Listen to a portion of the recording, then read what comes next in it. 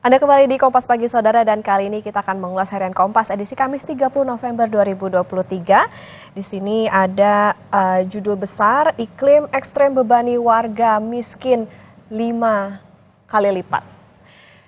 Anomali iklim yang diperkirakan makin ekstrem di Indonesia akan makin membebani warga miskin di 2045, Saudara. Tanpa mitigasi yang tepat, pengeluaran mereka untuk kebutuhan bahan pangan, mengakses air bersih, dan mendapatkan listrik ini semakin bertambah. Seperti yang terlihat dalam infografis yang ada di halaman muka ini, bahwa memang pengeluaran warga miskin di desa atau kota rata-rata naik 82% pada 2030 hingga 578% pada 2045. Dan kali ini kita ke bagian kiri atas, Saudara, ini terkait dengan kejahatan siber dengan judul data pemilih yang bocor identik DPT. Data pemilih yang diduga bocor dan diperjualbelikan dalam forum daring ini dinilai identik dengan daftar pemilih tetap atau DPT pemilu 2024, Saudara. KPU diminta bertanggung jawab dan melakukan audit forensik agar data pemilih tidak disalahgunakan. Investigasi saat ini secara serius ini penting demi menjaga kepercayaan publik terhadap penyelenggaraan pemilu. Dugaan kebocoran data ini, Saudara, diketahui lewat munculnya akun Jimbo.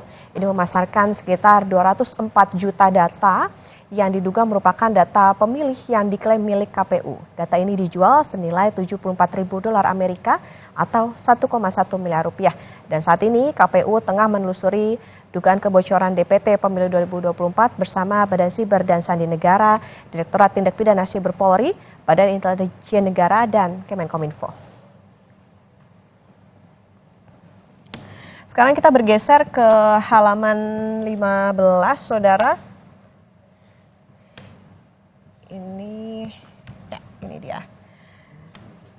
MK serahkan ke pembentuk UU atau undang-undang. Nah, MK menyatakan tidak dapat dan tidak mungkin menentukan batas usia capres-cawapres. Karena itu, kebijakan hukum terbuka yang jadi kewenangan pembentuk undang-undang.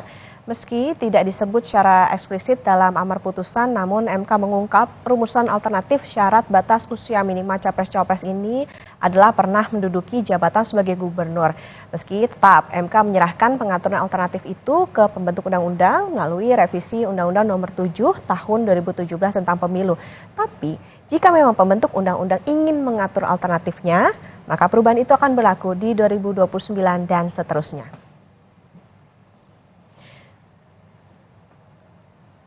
Informasi tadi dan informasi lain selengkapnya bisa Anda baca di harian Kompas hari ini edisi 30 November 2023 atau berlangganan kompas.id.